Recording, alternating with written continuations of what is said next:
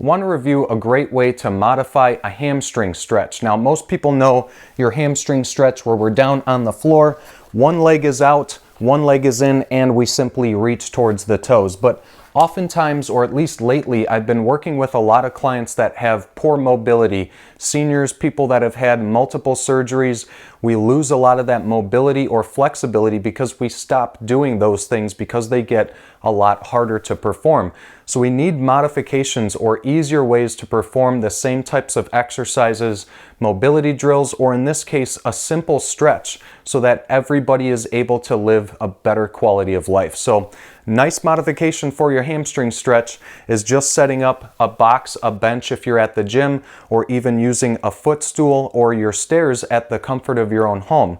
Now always do this where you're either hanging onto a wall, a squat rack if you're at the gym, a door frame if you're at home, or even holding a broomstick in one hand, so that way when you swing the one leg up and put the heel on the bench or whatever the object is, you feel more balanced. Make sure you kind of inchworm your opposite foot away from that one so you feel more stable and balanced. You're gonna stack both hands one on top of the other and bend forward at the waist as you're trying to reach towards the toes. Now, oftentimes I would coach people to keep their posture or chest nice and tall and upright, not to round the back, but it doesn't really matter when you're going for a stretch because you're not doing this under a load. You're not holding resistance. It should not affect your back. So if you have pretty decent posture, you actually want to round the back because your spine does flex and round or mobilize in that position. So again, very much okay if it allows you to get closer towards the toes and feel a decent hamstring stretch,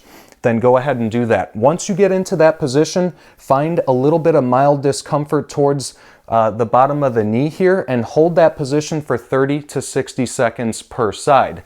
Another great way to stretch the higher portion of the hamstring where it attaches to the buttock is to simply bend the knee to at least 30 degrees or so, and then separate your hands and try to reach towards the ankle bones on the opposite side of the ankle. You might just need to play with your foot position a little bit, either inside or outside, but again, a really good way to stretch the higher portion of the hamstring as it attaches near the buttock. Same rule applies. Find a mild discomfort or stretch, 30 to 60 seconds hold per side, stretch the side that's tighter more frequently or more often, and keep getting better. So give it a shot and let me know how it goes.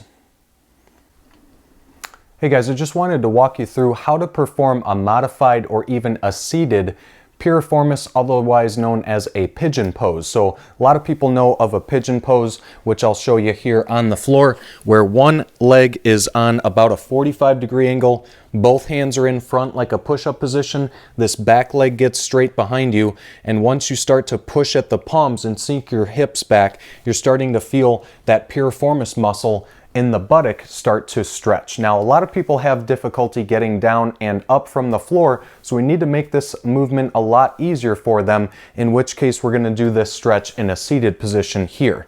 Now, once you're in a seated position, make sure that you actually slide one leg away from you. That way it gets easier to get one leg crossed on the other leg here. So I'm gonna put my right ankle on my left shin. I'm gonna slide that ankle up the shin until it reaches right above the knee. Now I bend that left knee to keep that leg up here.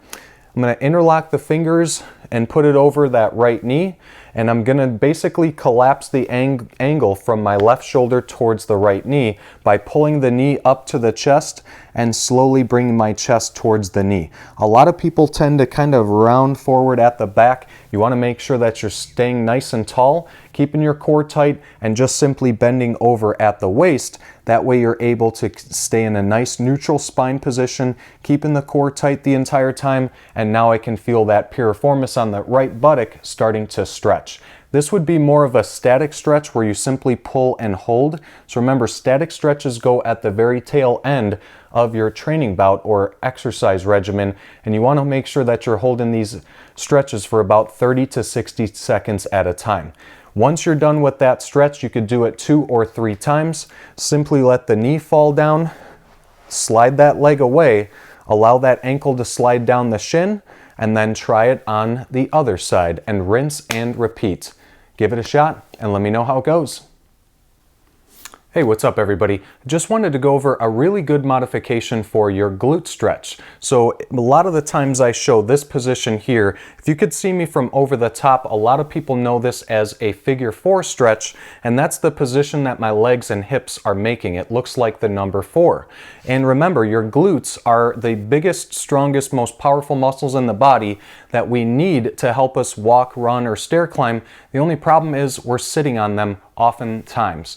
And a lot of the times we make our hips immobile and these muscles become unflexible at the same time. Now, the reason for the modification is for those people that struggle getting up and down from the floor, but it's also for those people that have had a previous knee surgery and have a really hard time getting that shin in the appropriate position. So if you can't get your shin at a nice 90-degree bend of the knee to where the shin is perfectly across your body, you're not actually stretching your glutes. So I'll show you the kind of regular or standard variation of a glute stretch.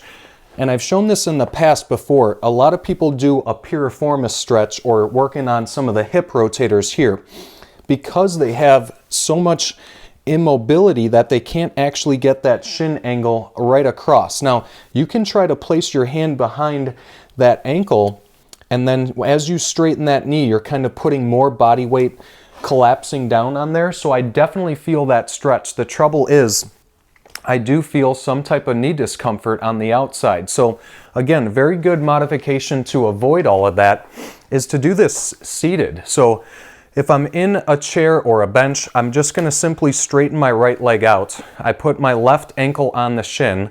As I drag my shin up to above the knee, once I bend my right knee, you can actually tell how tight and stiff I am because my knee is kind of floating or drifting upwards towards my shoulder.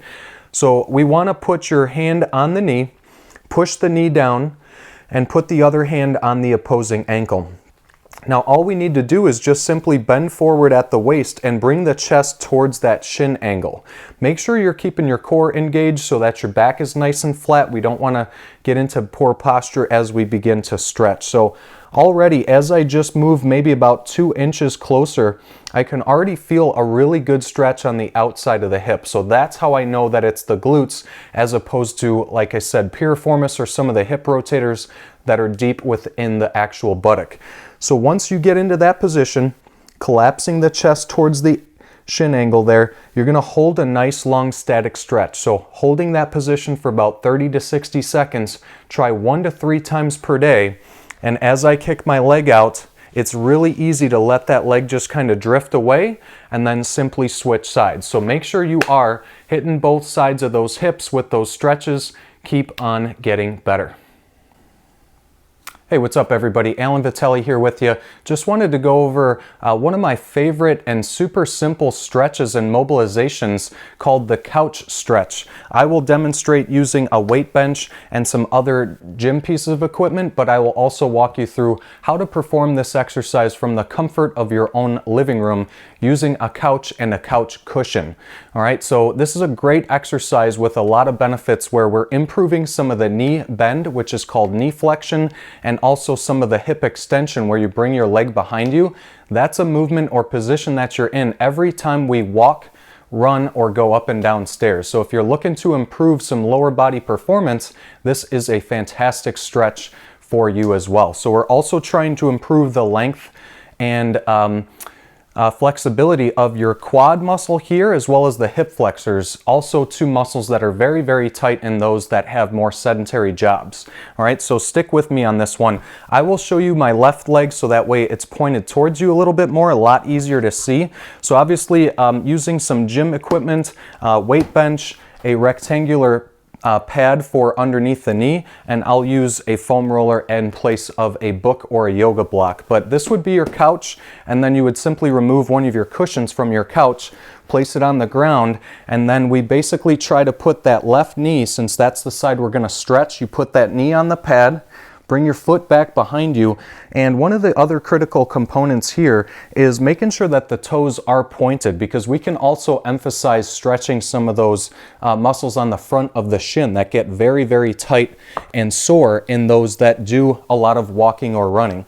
So once you're basically into this position, this is where a book or a yoga block, or in my case, a foam roller, can come in handy, because you can basically help bring your body, your torso upright a little bit more, and that's what's helping to improve that mobility in the hip joint, some mobility in the knee, and also improving the flexibility in your hip flexor and your quad. So for my case, using a foam roller, I can stand it up and then basically push into the foam roller, which raises my chest or torso up, and now I'm more into or close to a vertical position. So from this position, all I really have to do is just simply lean back. As I bring my buttock towards the heel, I'm improving more of that flexibility and lengthening through all these muscles here, which is a great stretch.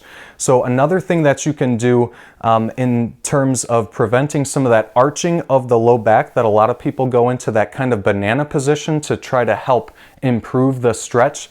Instead of doing that, make a fist with that left glute or butt cheek. Try to make a fist with that muscle. It sounds crazy, but what we're doing is using a protocol called reciprocal inhibition, where you squeeze the muscle on one side of the joint and it turns off the muscle on the opposite side of the joint. So that way we're actually able to improve true hip flexion, flexibility, as well as the quad itself. So as I lean back slightly, squeeze that left glute, I can really feel a nice deep hip flexor stretch.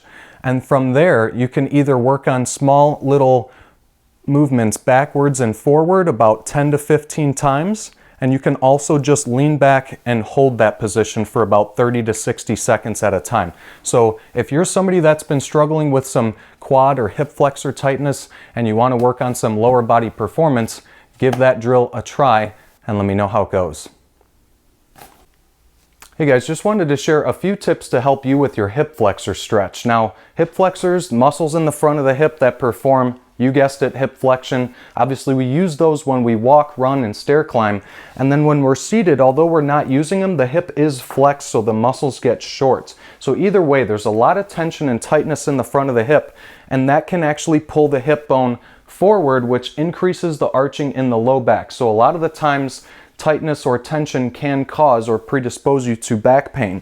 The other thing is, when I see people set up in that position, they do so much of a hyperextension and usually rotation, they cause more back pain. So if you actually slow it down, set up in this position, hands on the hips, and actually feel like you can rotate the hip or pelvic bone backwards, squeeze that rear glute as hard as you can. Make a fist with that muscle. Joust the knee forward, arms go up, slight rotation, slight side bend, keep holding the glute contraction. You're gonna feel an awesome stretch and no back pain. So give those tips a shot. Let me know how it goes.